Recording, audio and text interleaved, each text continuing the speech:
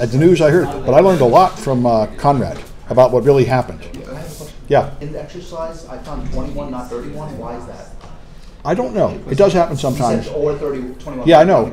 Yeah, I don't really know why. Okay. One thing I did modify, in fact, I might have done this, there's two things to mention about this project here. Yeah, NTFS data runs.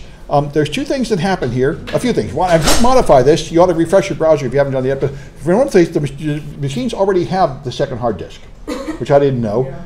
But the other thing is, when you download this crazy thing, WinHex, it won't install. The installer, you double click it, nothing happens. You have to run it from the command prompt. I actually dumped it. Which I know, I put that in here, so that's... Mine installed once, and the second time I know. It didn't install. I wonder how they accomplished that. I wouldn't know how to do that if I wanted to. But anyway, running from the command prompt is the way out of there. And another thing a student told me, which seems to be true, is often you'll find if you put on this file full of ones, and then this file full of twos, you'll have a big gap between them. If you drag them both in at once, that doesn't happen. Somebody emailed me and told me that. So you highlight both of them and drag them in at one time, which I've been doing without thinking about it. Then they get together. If you drag them in one at a time, they get split apart. It's strange.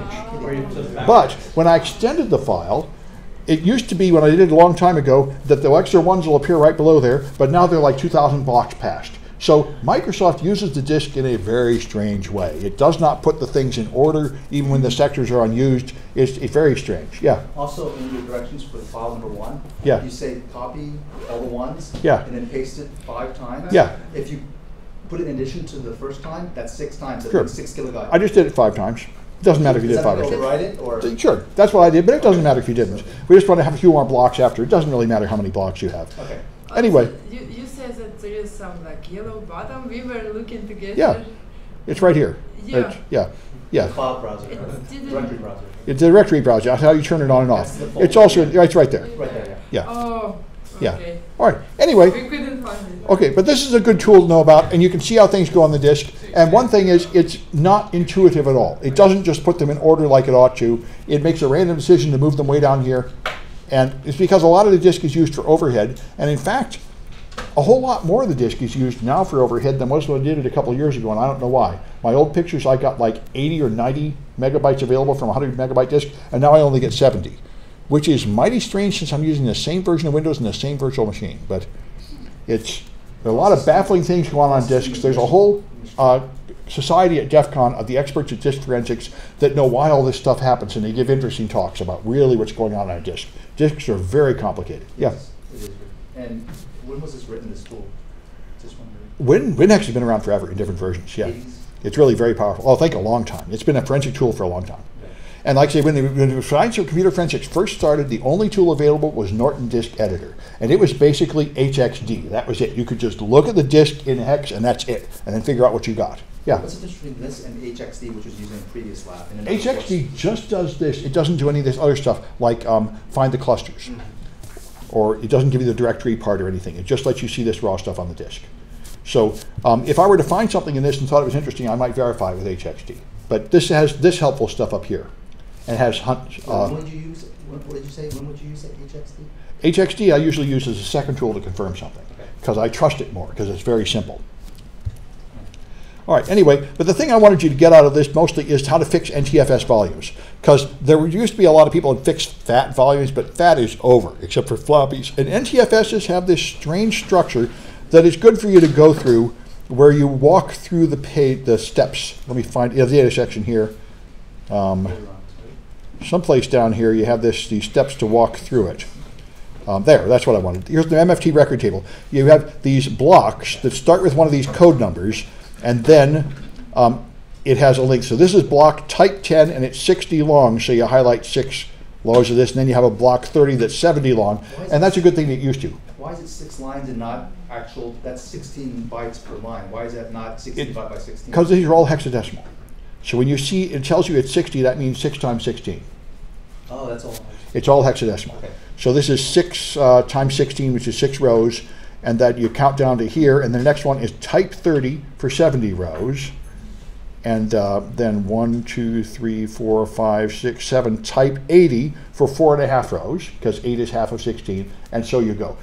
It's good to understand the structure, because remember you fixed a JPEG header in an earlier project, or you fixed image header. This is how you fix a disk header if a disk is damaged. And this is something various utilities will do, like test disk, but it's good to know how to do it manually, and that's the kind of structure you have to have at the start of an NTFS disk. Yeah? So what was the punchline for the data run section? The data run What's is that quite mean? baffling. Each series of bits means something. Each individual hex digit means something different. So the 3 means something and the 1 means something different, and so on. It's sort of confusing. Okay. But that's how it connects lumps of clusters together to chain them together. Wow. Anyway, so let's get back to this stuff. I know I don't want to stress it too much, because your tools will do it to some extent automatically, but it's good to have some clue what's going on at the header of NTFS. All right, so then we got web servers. Apache, in general, web servers are a simple kind of file server, really. You send a GET request, it replies with the file in a certain format. If you want to send data up, you send it with POST. You can send data with GET, but you usually send it with POST. That's where you send up things like usernames and passwords. It uses port 80 for the unencrypted version and port 443 for the encrypted version. Nowadays, many websites run on the same host. This is just to make it cheaper, so they have these things called virtual hosts. So instead of having all the files for the web server in one folder, you have a series of folders for different websites, and the request has an IP address and it has a host name, and the server looks at the host name and says, oh, you want to see this website, this other person wants to see that website, and it can serve hundreds of websites from the same server by just sorting them out, and all these will be set up in the configuration files to tell it which name goes to which set of files. The problem is, if any one of them puts up like a sleazy PHP script and it gets owned, then they can wander over and take over all the others. And this happens a lot at your cheaper shared hosting program. Some of my students were using something called like hostfor2bucks.com or something. And if you pay $2 for a web hosting, this is what you're getting. 500 websites on the same server, poorly configured, never updated, you know. And one of those other clones will get hacked, and then you'll be hacked too. Yeah? So are you saying that that's why we do virtual hosts, to prevent it, so that if one system is compromised, the others will be compromised? That is the latest. IIS 7.5 is the first version that actually added that feature. Until IIS 7.5, a Microsoft product, I know, every single host used the same username. So if one got compromised, you could go to the others. Finally, in IIS 7.5, they actually gave different user accounts for each of the virtual hosts. So there is some defense in depth. So if one got compromised, they couldn't just walk into the other. I'm not sure about Apache. I think it's probably up to the web developer to do it. And I think Apache doesn't do that yet. Everyone is just www data. So if they can read one, they can read them all. So it's a big issue. And I think it would be a whole lot more secure to have like a separate virtual machine or a separate Docker container for each website. But it's cheaper to do it this way. And so people just care about saving money more than anything else. They do it this way, but you're aware of the risk you're taking, or you should be aware. So there are log files on the web server. Again, plain text, typically store the URLs requested in the method, and the result is a simple 3-digit status code, like 200 for OK and 302 for redirect and 404 for things not found and so on. So it's not that much data to store, and now you can search to it. If you have a time frame of interest, like when an intrusion detection system picks something up, you can look for what kind of requests are going on. You can filter by IP address or URL or by user agent. User agent is helpful because people that are using browsers, it identifies the browser, and people that are using scanning tools and hacking tools, they often identify themselves in the user agent. And a lot of malware has foolish user agents. It attempts to imitate it and spells something wrong or something, so querying by user agents will often tell you which requests are associated with a specific kind of malware and such. Yeah? That's what I was going to say. Yeah. Anyway. Now another big problem is load balancing. A lot of people have clusters of web servers, so there's really something like 10 servers, and in front there's a load balancer, and the customers don't know they're using 10 servers. Like if you go to google.com, I think it's 2,000 servers. You don't know that. You think it's one. The load balancer takes the requests and sends this one to that server, this one to that server, and this one to that server. So that means the customer does not know which server they were talking to, and the server does not know which customer it's talking to. The server sees all the requests coming from the load balancer. Yeah? Also on a HTTP page, isn't it every single element can be served by a different? Absolutely. Yeah. And that's so your page is loaded with many requests, and they each go through the load balancer, and they might be spread out to different ones. So one thing you'd have to correlate, you get to load balancer logs like DHCP logs and try to match them, but this would be really painful because the DHCP only changes once a day. The load balancer changes for every request, so many times a second. It would be really painful. So if you want to prevent this, and a lot of people do want to prevent this so they can keep track of their advertising and such, then you can you configure a load balancer to add an extra header field called xforwarder4, and then you can use this and put it in the logs just for this reason. I know Cloudflare is a very similar thing to a load balancer. It's a reverse proxy that sits in front of your web server, so your web server never gets any direct contact with the customer, and they have the same thing here. There's mod Cloudflare, you add to Apache, and it sends an extra forwarded field because many people do want to know the real IP address of the customer so they can tell which ads are effective. They want to really get the headers. So this is an issue. Even if you want to spread the traffic out, you do want to log it, but you have to configure this, and if all they care about is serving pages fast, many companies might not be configured to keep track of which real server they're going to. So that might be a problem. Another thing is attackers often put files on the web server. For example, they put up PHP shells so they can control the server. They might modify files, modify timestamps in them and such, so you may find things up there that will give you a clue. Yeah? How do you do this through SQL injection? Yes. I went through it, Tom. Yeah, and you can also do it. It's in, yes, we do it with SQL injection. In fact, here's the one I found on a real teacher's server that got hacked. I went through that, and this was obfuscated PHP. This is what you tend to have. All they did was define some variable called OIOWL, which is just a bunch of letters, and then they piece it together with numbers, 71st characters, 84th character, 45th character, just writing it out. And the point of all this is a PHP shell, but it's written in a way that it will not trigger detection by antivirus engines. It's just a way to scramble the letters so that it's not easy to read. Yeah? Can this be prevented using something what used to be called mod-sec, or it's a Mod security won't get it. The problem is you can't write a rule for this. It's a firewall for a web browser. Yeah. It's an IDS for a browser, but the problem is signature-based detection will never catch these. And the only way you can de-obfuscate it effectively is to modify the code and run it so it unwraps itself, although you could painfully work it out in this case. But the bad guys have a ton of this obfuscated PHP. It's commonly done. Even good developers sometimes obfuscate their PHP just so other people don't copy their stuff. So Apache is the most popular web server, of course, because you can't beat the price. It's free. You can run it on Windows, but I've never heard of anybody doing that. Everybody runs it on Linux typically. So you have these configuration files. Unfortunately, like most open source product, the Apache developers have ADD, so they keep changing everything. So every couple of years, they move all the configurations to another file and move the pages to a certain other file. It just makes you want to cry. It used to be everything was in httpd.conf. Now it's just empty. Apache.conf. They take the same configuration statements and just move them to different files. Anyway, then you can also use these htaccess files, which are famously deprecated and not recommended, and everybody uses them anyway. And that's what I'm using to protect the page where you download your stuff. It's the handiest way to just put a password on a folder is with an htaccess file. Various people say it's not secure for various reasons, but plenty of people don't care, like me. So it has log files, access log and error logs, which go in var log Apache 2 typically. And if you want to add xforwarded4 headers, you just put this in the configuration file, and then you'll get this kind of information. This person got this file with HTTP 1.1, and that's the whole request. And the 200 is the status code, meaning they did successfully get it. And here's the user agent, Apple WebKit. So it looks like, I think that means they're using Safari, and on you go. So typically your web page is in var www, but if you get a more modern version of Apache, it's var www HTML, because they just change everything at random just to waste our time. And deviations of variations depending on which flavors of Linux too, right? Well, that's just because you get different versions of Apache, different flavors of Linux. Yeah, this kind of thing I don't think would vary across Linux versus flavors. Anyway, so you can search for these server root and document root directives, and that's how you configure multiple servers, virtual servers. So if it's serving several different pages in the same website, you find all the server roots in the configuration file.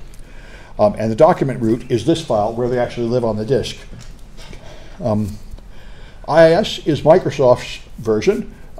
Generally considered very insecure and unsafe until maybe IIS 5 or 6, but now considered reasonably safe. And basically the rule is big companies with money use IIS because they are Microsoft shops with domain controllers, and if you do that, you want Microsoft's version of everything because it'll all work together. People without money, they run open source, Linux, Apache, MySQL, and PHP, and that's typically how it goes. Also people that need really high performance, like Cloudflare or Netflix, they run Linux. Anyway, So this is built into the server version of Windows. You can just turn it on as a role. It stores the settings in an XML file, which is a place you can go to look for them. Because remember, if you have a forensic static image, you can't really run control panel reasonably because you haven't got a running machine. But you can look at the files, and the config file here will show you what you've got. This part of it will show you where the logging directories are. And the ID number, note this thing is ID number 1 because you might have multiple websites. It puts that in the file name at the end. It puts this file in the log file ends in W3SCV1. That's for website number 1. There'll be another one for 2, 3, and 4, and however many websites you have. Is this for virtual host? Yes, those are virtual hosts in IIS.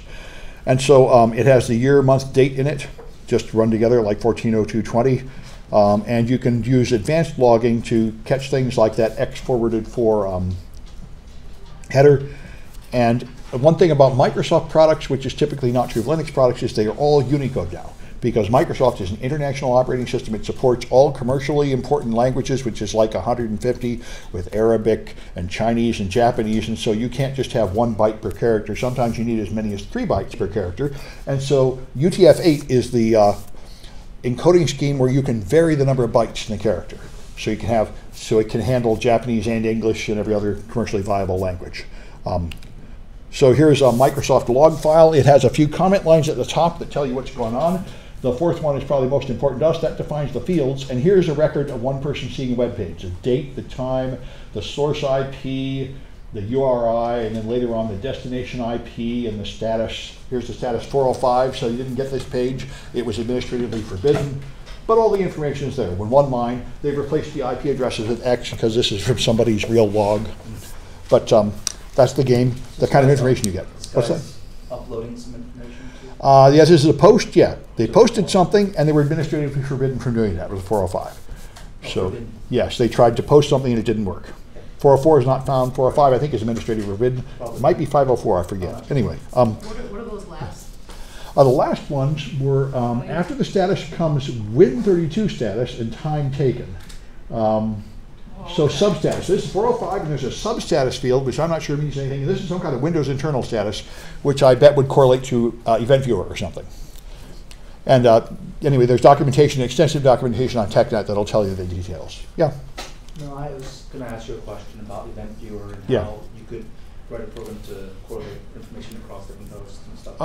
I'm not sure. Earlier lecture. Yeah, I'm not sure how to correlate it, but I'm sure it can be done. The Event Viewer has, there are tools to parse Event Viewer and export things from, you can script everything. I'm sure you can do it with PowerShell. PowerShell would be my first try, because PowerShell can pretty much do anything in Windows. And it can refer to any Windows object. Well, I'm sure you could write a PowerShell script that would harvest events from Event Viewer from a criterion, and then harvest events from this log, and then mix them together. Another solution would be to just use Splunk and put all the stuff in Splunk. That's what a lot of people will do. Or any other SEIM solution. All right, and then there's database servers. Database servers are super important. Many companies are running database servers and they don't even know it, because anytime you want to store a bunch of stuff and get it back, a database is the right answer. So there's 3 big players. There's Microsoft SQL Server, MySQL, the open source product, and then Oracle, which is the giant one that costs a ton of money. There was a huge lawsuit. They sold it to like the San Francisco school district for like $10 million, and then they sued because they said, this is ridiculous. We don't have that big a problem. We could have used something like MySQL instead. Whoever told them they had to pay the money to buy Oracle was just, wasting their time. So this has got evidence in there. It's got client connection logs, which show who's been connecting to the server with enough privileges to do anything, and IP addresses. It's got error logs, which are quite useful. These will be your SQL injection attempts and other attempts to break into things. And it's got query logs, which are typically turned off by default in every database, because databases are a real performance bottleneck. People have to wait for the database. They're not willing to have the database run any slower, and they turn off all the logging to make it run faster, because everything critically depends on the database. The companies I was at, the same as everyone else, you have customers calling on the phone. The first thing you have to do is look up the record for that customer. Then you can help them with whatever they called about. And if the database server is slow, it fouls up the whole thing. What database system does governments usually use? Usually Oracle for big government agencies, because they're huge. Local governments might use something else like SQL Server, but a lot of governments use Oracle. Governments, insurance companies, banks, people, the big databases, like typically you use MySQL. I don't care about MySQL being used with even as many as 1 million records. SQL Server seems to be good for 1 million to like 10 million records, and if you're above that, you want Oracle. As a rule of thumb from when I used to do this. They may have changed now, but that's what I did. How about the small governments? Small business typically starts with MySQL. No, governments. Well, I don't know. What's a small government? You know, Like cities. like a city? Yeah. I don't know, but see, nowadays, especially since 9/11, even the smallest branch of government is usually expected to be exchanging data with the big government because of HIPAA. So probably they're forced to use the same thing the big government's using, I would think. I mean, it used to be that you could totally make fake IDs by taking someone that died in another county because the records were just on paper. And because of HIPAA and worries about terrorism, the government is getting much more efficient at moving all that data around. So pretty much compelling everybody to use a standard large solution at every level. But I don't know how far that's gotten. Yeah? Anyway, who would pay out of pocket per se? Would that still be the local government, or would that be technically... That's what's holding it back. This Yeah, is the that's huge Republican issue of unfunded mandates. The Yeah. government would like to pass a law that everybody has to use Oracle, and then every city will say, oh, you're out of your mind. We can't afford it. If you're going to tell us we have to use it, you have to pay for it. And that's probably why there are people not doing it yet. But there's all these national ID laws and things certain parts of the database are really synchronized, like the health records and such. But it's moving. Anyway, so the data is stored in many files on the server. And unfortunately, it's typically stored on something like a RAID or a multi-volume instrument to make it fast and secure, and therefore it's really hard to work from a disk image because it's got proprietary striping images and such. So if you want to save the data off a database, it's in these files. So if you want to do that, one way to do it would be to work with the database administrator. You could, if you're going to be doing any acquisition, you probably don't want to do that on the live production DB because you could slow it down or make it crash. And that would they would probably not thank you for that. All right, so Microsoft SQL has a free version. SQL Server Express, just as Express is something Microsoft often does for their free version. And anyway, it has I've never heard of anybody using SQL Server Express though, but I guess it's out there. People use real SQL Server, I know a lot. Anyway, so it doesn't log client connectivity at all by default, only failed connections. It has a configuration management tool, Microsoft SQL Server Management Studio, SSMS, like Microsoft always does, an ICE GUI Studio to control things with. It puts things in ERRORLOG. And so after they turn on the successful connection logging, which is not on by default, here's what an unsuccessful login failed for user SA. Reason, password did not match. And here's login succeeded for SA. So here's someone trying twice to connect and getting the password right the second time. Yeah? It puts both success and unsuccessful connections inside ERRORLOG? Only if you would configure it to. Okay. By default, it only logs the unsuccessful ones. And it doesn't log queries any more than any of them do because queries are normal. Every time you look up a record, it's a query, and it's reluctant to waste the processor time and to store them, so it doesn't by default. If you turn it on, it's a server-side trace, and they warn you that this will slow down the server if you do that. So if you want to preserve the evidence on a database server, you've got choices, and they're not very nice. If you really want a forensic image, you'd have to turn off the storage array and image all the drives, which would probably be followed by a really painful job of trying to interpret that data. And it definitely requires taking the whole thing down while you do that, which is typically not acceptable to anybody. I mean, whatever the incident they're investigating is, probably taking down the whole database server for many hours would be more damage than whatever the incident's doing. Yeah. What kind of failover or HA? They might have others. Yes, if you're like on Amazon or something, you could do that. That's another option. They might be able to take it down and replace it by another. The other thing you can do is just copy the files off. They're MDF and LDF files. The problem is they're in use and locked. So if you want to take them, you'd have to turn off the database anyway to get them, but you wouldn't have to image the whole array. It should be faster. There is a backup utility inside the management server, SSMS, not SMS.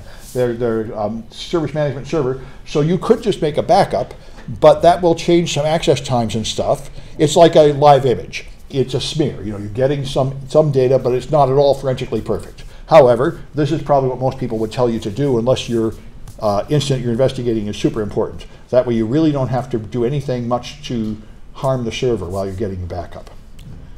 MySQL is the Linux version. Open source commonly. It's got a config file, and it's got various items where you can log things. And the data directory is the directory that holds the database files. So your logs are in var log MySQL. The only thing it typically does is log errors by default. to stay fast. Same thing as all the rest. The general log is the one you want a log that records everything.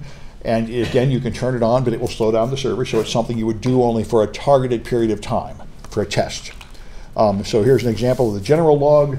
This guy connected from that address and then did a query, select star from credit card data limit 1. So this logs who connected, where they came from, when they came in, and every query they did, which is useful information, but it's expensive to get. The whole database server is going to run slower while this was going on. All right, so if you want to acquire the data, you could shut down the server gracefully and then image the whole hard drive, and that would be your most forensically perfect technique. If you're not willing to do that, you could stop just the service and copy the files in a data dir. If you don't want to stop it at all, you can use MySQL dump, which will again do a backup of the live running system, which again is a live acquisition and probably a smear, so it's not perfect by any means, but it does do the least disruption of service while you're getting it. And then there's Oracle, Larry Ellison's product. Runs on Windows and Linux, very expensive. I've never heard of anybody being involved with less than $1 million. You can take classes over in CS and they will teach you Oracle certification, and they claim that if you get certified Oracle database administrator, you can walk into like $80,000 or $100,000 jobs. I don't know if that's true, but it probably is true because Oracle is famously very difficult to run. It's far more complicated than SQL. And the queries look baffling. And one thing is people thought it was specially secure until about 5 years ago. They thought there was no SQL injection on Oracle because nobody knew how. And then there was a huge scandal because DEF CON had a bunch of talks where they brought in and totally did injection in Oracle. And everyone freaked out and said they should have kept silent about it and tried to make them shut up and hide the papers. And it's like, but anyway, the fact is it has similar flaws as the other databases. Yeah. So how long would the training take normally per se? For Here I think it's like a CCNA. I think it's like 2 or 3 classes, okay. And then you take a cert test. Okay. Yeah, I was a DBA for years, but I didn't do Oracle. I did SQL. Anyway, so anyway, it's got a thing called listener.log that logs the client people coming in, and it's got alerts. Go to log.xml. So here's a successful connection being logged, connect data coming in. Here's the username. One funny thing about this is the username is not the username at the server, it's the username on the client machine, their login name, which is kind of screwy, but that's what it does. It doesn't tell you success away from failure unless you turn on the auditing, and again, that slows it all down a lot. So I got a few iClickers about this, and I think that's the end. All right. So which one is free open source software?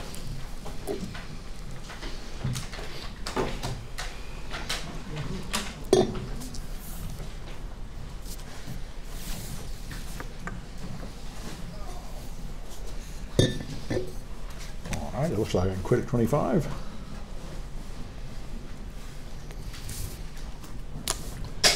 All right, and that's Apache, of course. By the way, the name comes from the fact that it's all full of patches.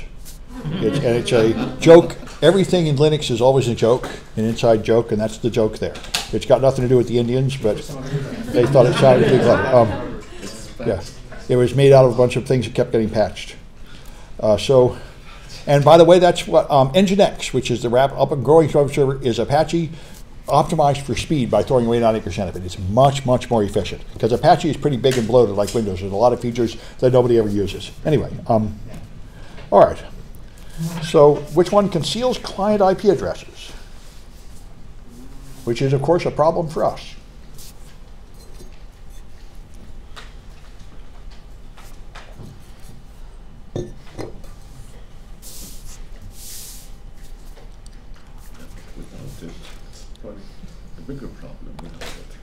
Well, it's always the case that for performance, you do things which lower security. That's always a balance there, yeah. Of course, they're creating, the main point of security is availability. But it's a pain for us when a bad thing does happen, you have less data. So that is load balancers. The load balancers mean the only thing the server will see is the IP address of the load balancer. And therefore, they're concealing data that we would like to have from appearing in the logs. All right. Which one is free but not open source? Richard Stallman would not be amused. Open source guy. He is the guy, yeah. Is he still part of that? FSF? I saw him at Hope. He's still, FSF? yes, he's still in New York City. He's still singing the same song. Free Software Foundation. Yes, vigorously. He's true to his faith. So I'll quit at 25. You saw that, oh, you- Yeah, he gave a talk at Hope. And he couldn't protect his slides because he was using Linux, and it was pretty hilarious. But anyway, Open office stuff, Libre. I don't know what he was using, but whatever it is, it didn't work very well. So anyway, this is Server Express. That is Microsoft's free product, but it's not open source because Microsoft hardly ever does any open source. Although now that they're making Docker images, they say they're going to open source that. I went to Yeah. a talk on, at the Code Academy. Yeah. They were showing Bash and how you can run Xwin. Right. Projected onto a. Right. like Now they have Bash on Windows, The yeah. eyes across the X time and X eyes and stuff. I don't know the eyes stuff. You can like redirect, you know how you used to export your hosts, you could to your local host from a server to get Yeah. Emacs. X Windows, yeah. Excellent. Yeah. Yeah. They got that working. Yeah, that's good. Yeah. The Microsoft is now getting closer to They're Linux. marrying the two. Yeah. All right. Which one is the tool you use to manage a database server?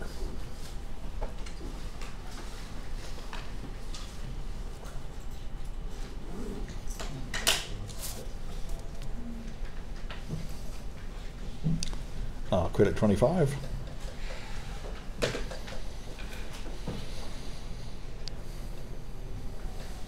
All right, and that's SSMS, which I think is SQL Server Management System or something like that.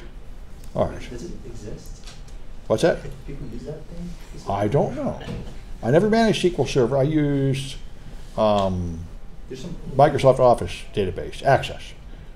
It's a database too. It is, but it's small. It's not enterprise. Enterprises typically run it, only small businesses. Anyway, so which one logs queries by default?